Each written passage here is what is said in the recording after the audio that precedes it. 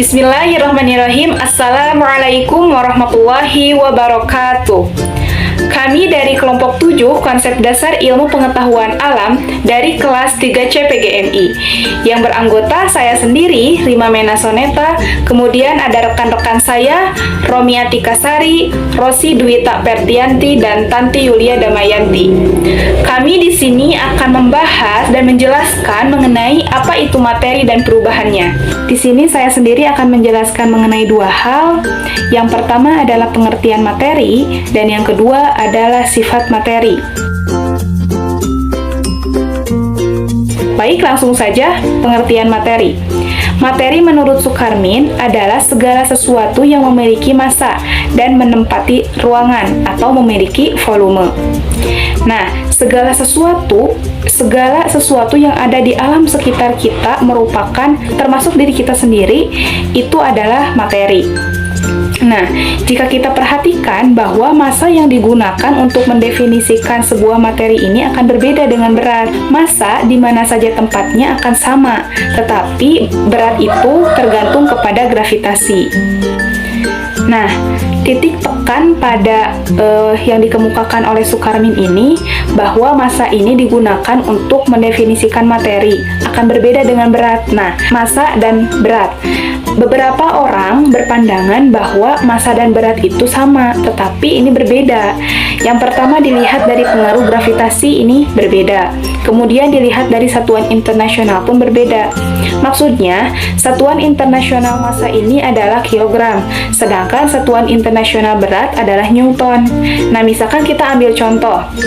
Misalkan seorang astronot di bulan dan seorang astronot ketika di bumi, massanya itu akan tetap sama. Tetapi ketika berat astronot di bumi dan berat astronot di bulan itu akan berbeda karena ada pengaruh gravitasi. Sehingga massa ini merupakan sifat yang dapat mengukur jumlah materi. Nah, di sini juga kita dapat menyebutnya, ada yang menyebutnya materi itu sebutan yang lain, misalkan zat, ada yang menyebutnya bahan. Nah, zat di sini merupakan sebutan untuk jumlah materi yang memiliki sifat yang khusus. Sedangkan bahan merupakan sebutan untuk jumlah materi, sejumlah materi yang memiliki sifat yang kurang khusus. Baik, selanjutnya di sini saya akan menjelaskan mengenai sifat materi.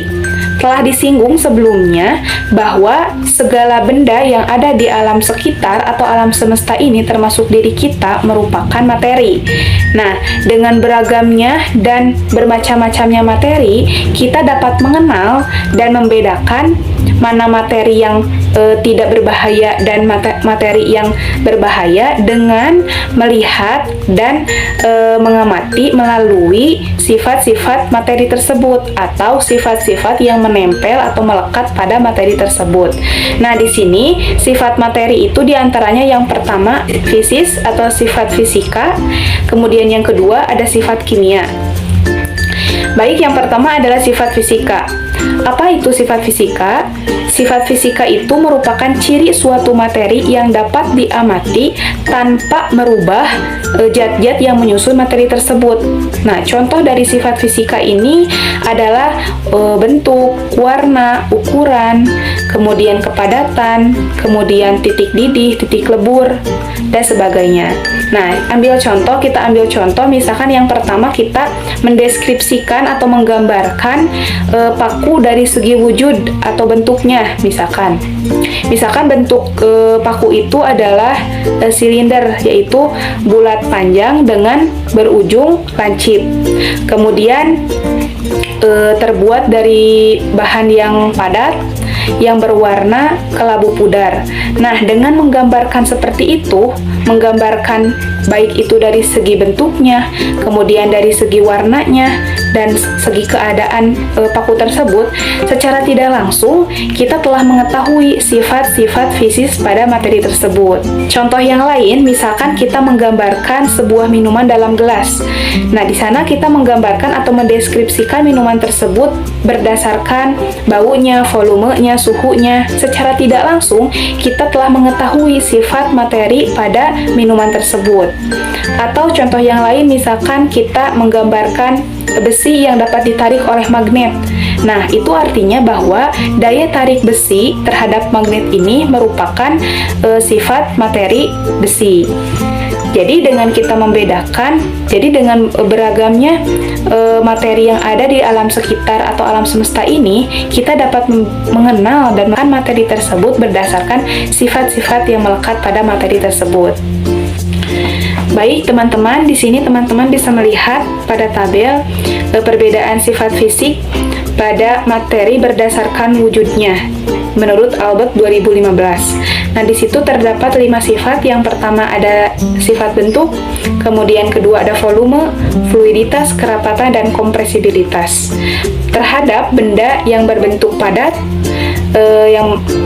cair, dan gas. Baik, selanjutnya yang kedua adalah perubahan kimia. Apa sih itu perubahan kimia? Nah, di sini disebutkan bahwa perubahan kimia adalah suatu ciri yang menyatakan apakah zat tersebut mengalami suatu perubahan kimia tertentu. Nah, contoh dari sifat kimia adalah mudah tidaknya suatu logam itu berkarat. Nah, perubahan kimia akan terjadi kepada senyawa jika terkena cahaya. Ketika logam dibiarkan di udara, maka logam tersebut akan mengalami korosi. Nah, contoh dari korosi itu misalkan perkaratan pada besi. Nah, di situ terjadi adanya perubahan kimia tertentu pada materi tersebut. Nah, karat besi ini merupakan senyawa oksidasi besi, sehingga terjadi perkaratan dan juga berpori, sehingga logam besi yang berada di bawahnya itu akan mengalami korosi yang lebih lanjut. Kemudian misalkan contoh lain yaitu tembaga. Tembaga itu adalah contoh logam yang dapat mengalami korosi jika dibiarkan di udara. Nah, ketika tembaga berkorosi akan membentuk lapisan hijau. Nah, lapisan hijau tersebut dinamakan dengan senyawa tembaga karbonat. Nah, jadi mudah tidaknya suatu logam berkarat atau bereaksi dengan oksigen merupakan sifat kimia pada logam. Jadi intinya sifat kimia itu adalah merupakan ciri suatu materi yang menyatakan apakah materi tersebut dapat mengalami perubahan kimia. Nah, misalkan tadi contohnya logam yang bereaksi dengan oksigen merupakan sifat materi pada logam.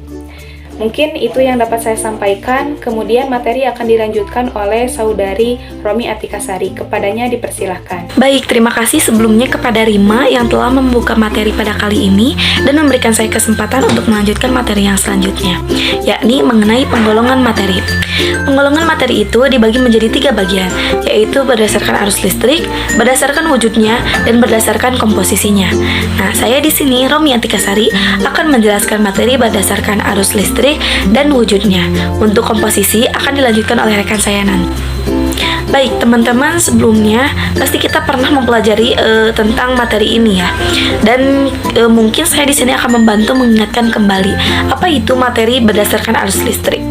Nah, materi berdasarkan arus listrik ini dibagi menjadi 2 bagian, yaitu isolator dan konduktor.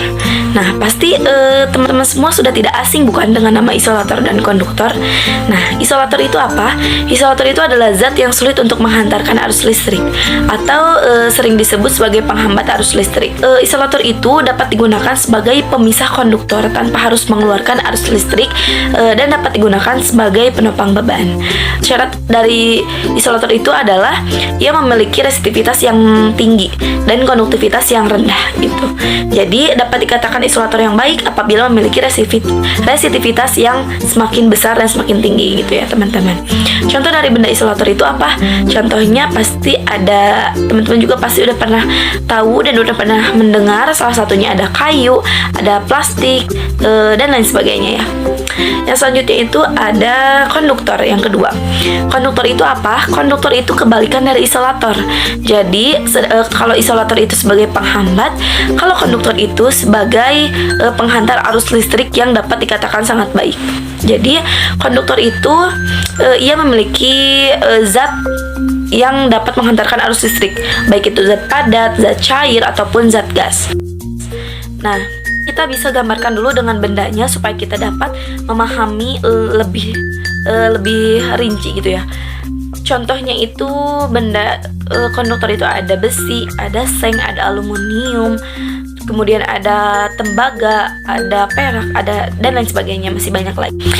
Sifat dari konduktor itu adanya daya hantar listrik dengan berbahan logam seperti yang tadi saya sebutkan. Sebagian besarnya memiliki daya hantar panas yang cukup tinggi gitu, serta memiliki tegangan tarik yang cukup kuat gitu. Syarat dari konduktor itu ada apa aja? Yang pertama itu nilai konduktivitasnya harus baik, artinya baik itu adalah besar ya. Konduktornya itu harus besar, karena semakin baik atau semakin besar konduktivitas dari suatu zat tersebut, maka akan lebih baik dalam menghantarkan arus listriknya.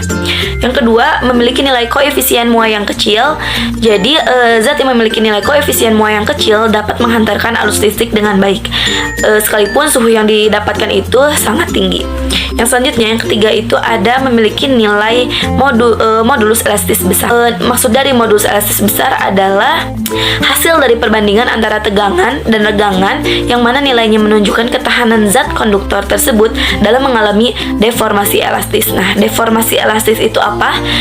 Deformasi elastis itu adalah perubahan bentuk pada benda ketika adanya gaya atau beban gitu, yang bekerja pada bentuk tersebut gitu. Dan modulus elastis besar itu dapat dikatakan juga sebagai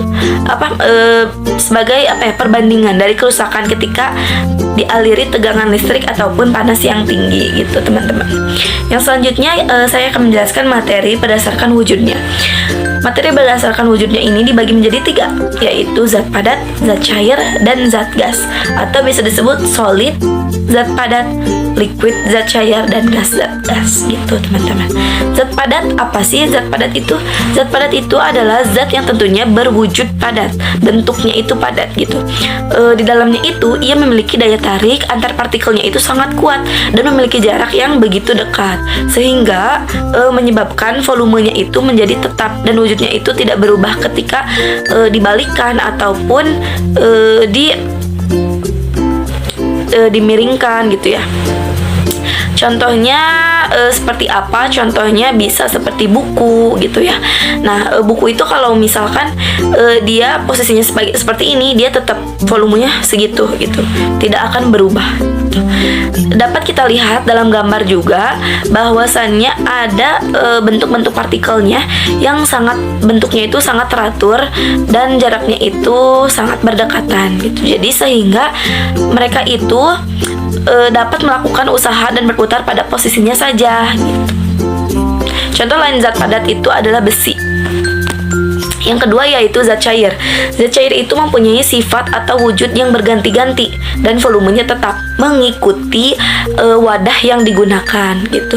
Wujudnya ini dapat berganti-ganti karena partikel antar partikelnya ini pada zat cair itu berdekatan tetapi agak renggang gitu.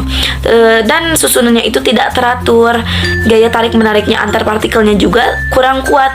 Itu menyebabkan volumenya akan tetapi bentuknya dapat berubah-ubah gitu. Wujudnya gitu ya dapat berganti-ganti mengikuti wadah yang digunakan. Contohnya adalah air gitu. Misalkan kita memasukkan air dalam satu botol. Nah, kemudian kita balikan botol tersebut, maka air tersebut akan mengikuti bentuk botolnya, tetapi volumenya akan tetap. Kecuali jika tutup botolnya itu dibuka, maka airnya akan berkurang, otomatis volumenya juga akan berkurang. Nah, yang selanjutnya zat gas. Pada zat gas ini ia memiliki wujud dapat dikatakan dia itu dapat berubah-ubah, baik volume, baik wujudnya gitu. Mengapa? Karena pada wujud gas ini ia memiliki daya tarik yang kecil, bahkan tidak ada sama sekali, serta jaraknya antar partikelnya itu sangat jauh gitu. Maka volumenya itu dapat berganti-ganti. Dikarenakan jarak antar partikel pada zat gas itu berjarak, tersusun tidak teratur, gaya tarik antar partikelnya sangat lemah. Nah, itu yang menyebabkan volumenya itu dapat berubah-ubah gitu. Contoh dari zat gas itu adalah O2 atau oksigen gitu, teman-teman. Sekian yang dapat saya sampaikan. Jadi dapat saya simpulkan penggolongan materi berdasarkan arus listriknya itu ada dua, isolator dan konduktor. Isolator itu adalah penghambat arus listrik, sedangkan konduktor adalah kebalikannya. Ia memiliki zat daya hantar listrik yang sangat bagus gitu. Kemudian materi yang kedua yaitu materi penggolongan materi berdasarkan wujudnya. Dapat saya simpulkan bahwasannya ada zat padat, zat cair, dan zat gas. Zat padat ini memiliki volume yang padat, tidak berubah-ubah meskipun mau dibalikan ataupun mau dirubah posisinya. Ia akan tetap sama volume dan wujudnya. Sedangkan zat gas itu ia memiliki volume yang tetap, akan tetapi wujudnya berganti-ganti. Nah, sedangkan zat gas ia memiliki wujud dan volume yang terus berubah-ubah gitu. Sekian yang dapat saya sampaikan. Terima kasih atas perhatiannya. Selanjutnya materi yang akan disampaikan yaitu materi penggolongan materi berdasarkan komposisi yang akan disampaikan oleh Rosi, rekan saya. Baik, di sini saya akan melanjutkan penggolongan materi menurut komposisinya. Nah, materi menurut komposisinya ini terbagi menjadi dua, ada zat tunggal dan ada zat campuran. Zat tunggal ini terbagi lagi menjadi dua, ada unsur dan juga senyawa. Nah, apa itu unsur? Unsur adalah zat tunggal yang tidak dapat diuraikan kembali menjadi zat yang lebih sederhana lagi melalui reaksi kimia, karena unsur merupakan zat yang paling sederhana seperti itu. Kemudian yang kedua ada senyawa. Apa itu senyawa? Senyawa merupakan zat tunggal yang dapat diuraikan kembali menjadi dua zat atau lebih melalui reaksi kimia, yang mana sifatnya itu bakal berbeda dengan zat asalnya yang sebelum direaksikan jadi lebih sederhana lagi. Nah, sifat yang mula dan yang sudah diuraikan itu sifatnya akan berbeda seperti itu. Yang di sini saya memiliki beberapa contoh dari unsur dan juga senyawa. Nah, contoh dari unsur ini itu terbagi menjadi dua. Yang pertama ada unsur logam dan juga unsur non logam. Nah, jika teman-teman pernah lihat tabel unsur periodik itu tuh antara unsur logam dan unsur non logam itu ada pemisahnya gitu. Nah, di sini saya memiliki contoh dari unsur non logam itu mulai dari belerang, kemudian fosfor dan juga helium dan lain sebagainya. Kemudian ada contoh unsur logam itu mulai dari aluminium, besi dan lain sebagainya. Kemudian ada contoh dari senyawa. Nah, senyawa ini tuh kan gabungan dari beberapa unsur. Nah, seperti halnya contoh yang saya tampilkan itu ada air. Air atau nama senyawanya yakni dihidrogen monoksida atau H2O, yang mana penyusun unsurnya itu ada dua hidrogen dan satu oksigen seperti itu. Kemudian contoh lain nih ada amonia. Nah, amonia itu nama senyawanya itu nitrogen trihidroksida, yang mana penyusun unsurnya itu adalah satu unsur nitrogen dan tiga unsur hidrogen seperti itu. Nah, kemudian ada materi berdasarkan komposisinya yang kedua itu ada zat campuran. Nah, zat campuran ini tuh terbagi lagi menjadi dua, ada campuran homogen dan juga campuran heterogen. Apa itu campuran homogen? Campuran homogen adalah campuran yang tidak dapat dibedakan dengan zat-zat yang bercampur di dalamnya, dan campuran seluruhnya memiliki sifat yang sama. Nah, jadi pada campuran homogen ini tuh zat-zat yang tercampur di dalam suatu wadah itu tuh tidak dapat dibedakan gitu, baik dilihat warnanya maupun bentuknya seperti itu. Kemudian yang kedua itu ada campuran heterogen. Campuran heterogen adalah campuran yang masih dapat dibedakan antara zat-zat yang bercampur di dalamnya. Nah, sehingga sifat dari partikel tersebut dapat dikenali gitu, seperti dan bahkan bisa terlihat perbedaan mulai dari warnanya maupun bentuknya seperti itu. Nah, di sini saya memiliki contoh dari campuran homogen, yang mana contohnya itu memang udah gak asing gitu ya di telinga kita, yaitu adalah campuran air dan juga garam. Kemudian ada contoh campuran heterogen, yakni campuran air dan juga minyak seperti itu. Nah, buat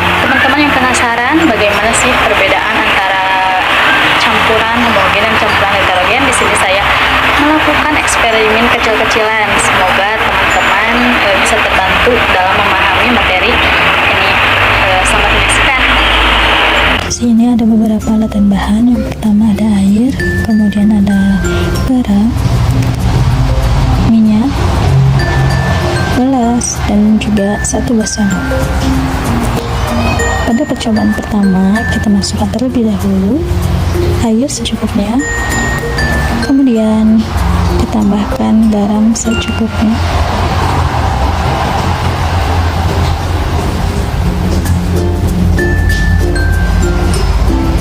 Setelah itu diaduk-aduk dan dilihat bagaimana hasil yang terjadi pada air dan garam jika dicampurkan. Bisa dilihat oleh teman-teman ya. Nah, untuk percobaan kedua sama seperti yang tadi, masukkan terlebih dahulu air, kemudian masukkan minyak secukupnya dan diaduk. Apakah akan terjadi sesuatu pada air dan minyak jika dicampurkan? Nah, inilah hasilnya. Bisa teman-teman lihat ya. Nah, kita bisa lihat perbedaan antara kedua campuran tersebut dari fisiknya. Bisa terlihatkan oleh teman-teman. Nah, gimana teman-teman video eksperimen yang telah saya buat? Nah, bisa teman-teman lihat ya perbedaan antara campuran homogen dan juga campuran heterogen. Yang mana campuran homogen itu tuh tidak terlihat gitu mana air dan juga mana garam. Kalau dilihat secara kasat mata gitu, kecuali kalau kita mau mencoba gitu, apakah dalam campuran tersebut terasa asin, berarti itu merupakan campuran air dan juga garam seperti itu.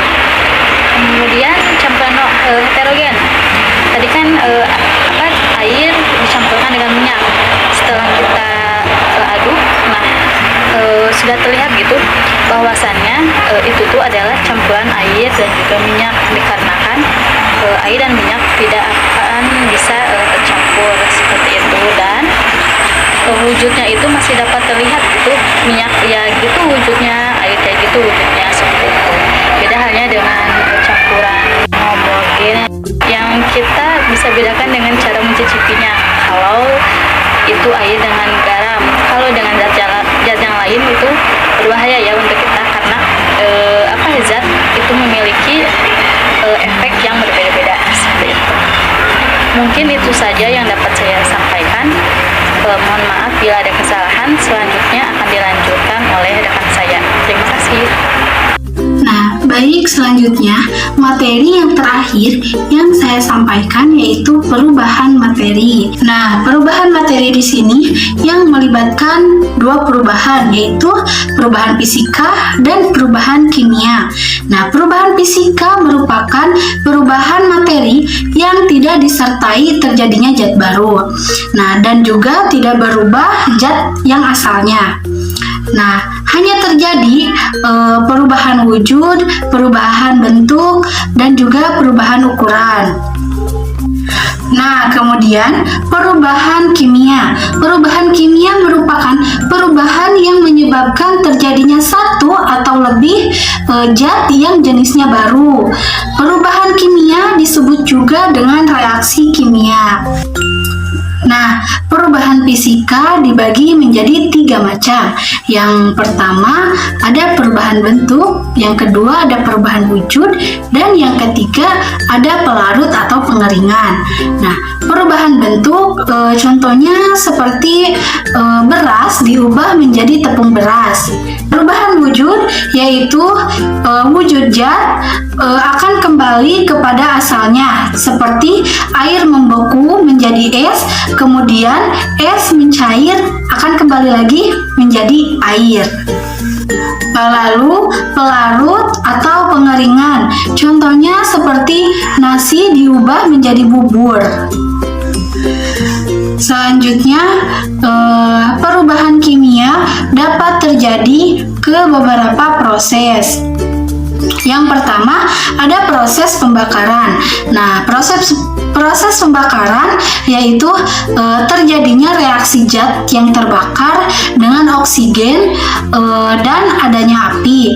Contohnya seperti bensin terbakar, lilin menyala, kemudian petasan akan meledak. Nah, yang kedua ada proses pelagian. Nah, proses pelagian yaitu proses di mana zat asal yang mengandung karbohidrat atau protein. Contohnya kedelai diubah menjadi tempe atau kecap. Nah, kemudian yang ketiga ada proses perusakan atau pelapukan. Nah, yaitu disebabkan oleh adanya aktivitas mikroba, enzim, atau reaksi kimia. Contohnya, buah-buahan akan membusuk, kemudian makanan akan menjadi basi. Nah, yang keempat ada proses fotosintesis, yaitu adanya klorofil atau zat hijau daun.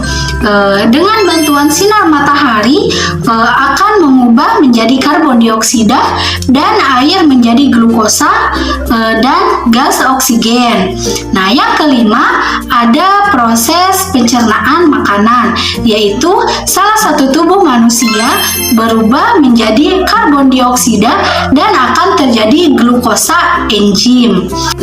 Nah, yang terakhir yaitu yang keenam ada proses pernapasan.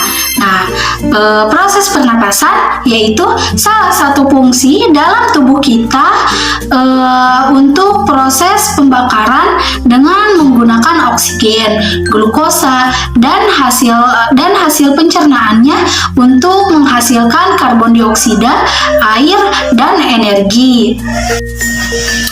Nah, dari contoh di atas yaitu membuktikan bahwa perubahan kimia yang sering diikuti oleh indikasi atau tanda-tanda pembentukannya zat baru. Sedangkan perubahan fisika itu tidak ada tanda-tanda yang pembuktiannya zat baru. Nah, materi selanjutnya ada perbedaan perubahan fisika dan kimia. Perbedaan perubahan fisika yaitu ada 3. Yang pertama ada bersifat sementara atau tidak permanen. Yang kedua tidak menyebabkan terbentuknya materi atau zat baru.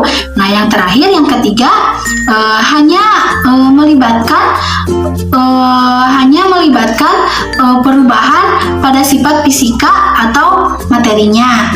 Nah, kemudian perbedaan perubahan kimia yaitu sama juga ada 3. Yang pertama bersifat menetap, yang kedua menyebabkan terbentuknya materi atau zat baru, dan yang terakhir yang ketiga yaitu melibatkan perubahan pada sifat fisika atau kimianya. Nah, cukup sekian materi yang bisa saya sampaikan. Mohon maaf bila ada kesalahan ataupun kekurangan. Wabillahi taufiq wal hidayah. Wassalamualaikum warahmatullahi wabarakatuh.